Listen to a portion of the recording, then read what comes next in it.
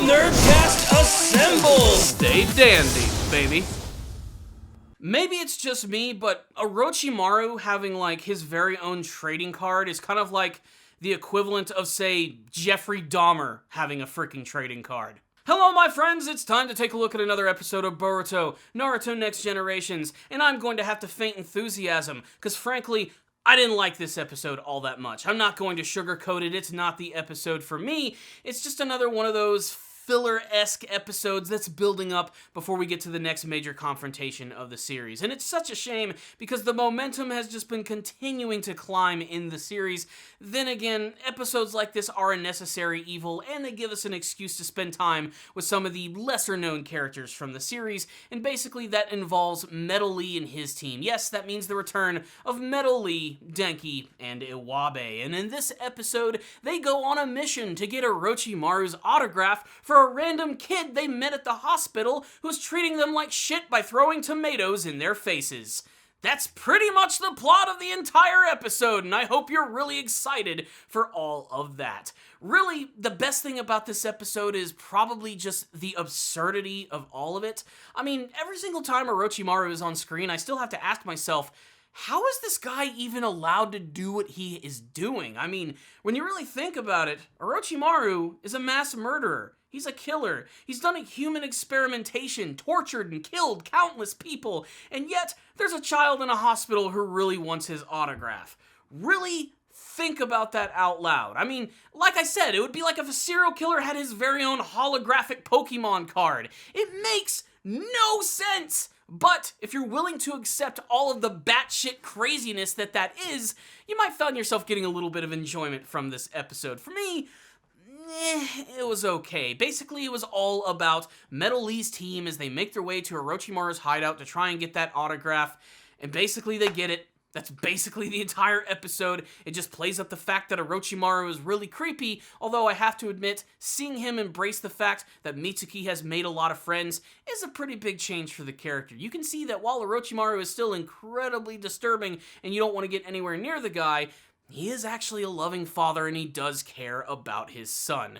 Aside from that, there's a few other minor highlights in this episode, like the small battle they have with Suigetsu, which pretty much just goes nowhere. And look, Suigetsu's not the sharpest knife in the drawer, but the fact that he gets tricked by this team a little bit is a little disappointing. I mean, come on, this guy would have freaking wiped the floor with these kids, and just the way that they sneak in and the reaction of the guards when they see them come in is kind of goofy and everything. For the most part, this episode is played for laughs. It is worth kind of seeing, if only to get those final scenes of the episodes of Boruto, like emerging from the hospital, getting a talking to from Kakashi, how not to use his new Rasengan, the budding relationship between Boruto and Sarada, which is definitely on way friendlier terms than it was at the beginning of the series, and then of course the big ending of the episode where we get to see Deepa emerging at Victor's freaking secret hideout by just blasting a freaking hole in the wall, no problem whatsoever. That's not going to cause any concern or anything. Luckily, Konohamaru and, his buddy Mugino are there, and they're watching, and they're only waiting for a moment before they make their big move, which could be coming very soon, as in the next episode, it looks like Boruto and Sarada are going to return to get that ring back to that woman's wife who was that guy who was infected with a Hashirama virus or some shit. I don't know. That's just it. That's the episode right there. For me, it's like a 2, 3 out of 5. It's just kind of an average episode. I'm not even going to give a rundown for this episode. I just don't have that much more to say about it. I'm ready to get back to the main storyline. The good news is, it's not the worst episode of the series. It's wholly watchable, and it actually does have some fairly funny moments, especially if you're willing to accept the overall strangeness of the episode.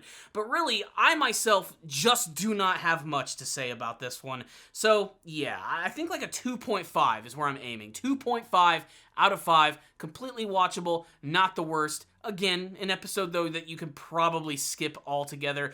But if you wanted to see more of Orochimaru's creepiness and Metal Lee's team doing something, then maybe this is going to be the episode for you. But you heard my thoughts about the episode. Yours might be the exact opposite, and that's why I love making these reviews. Maybe you're seeing something that I'm not seeing, so make sure to sound off in the comment section below and tell me what you thought about the latest episode of Boruto Naruto Next Generations. Did you really like this episode, the return of Metal Lee and his team? What about the creepiness of Orochimaru? Would you like to have a collection of cards with him in it?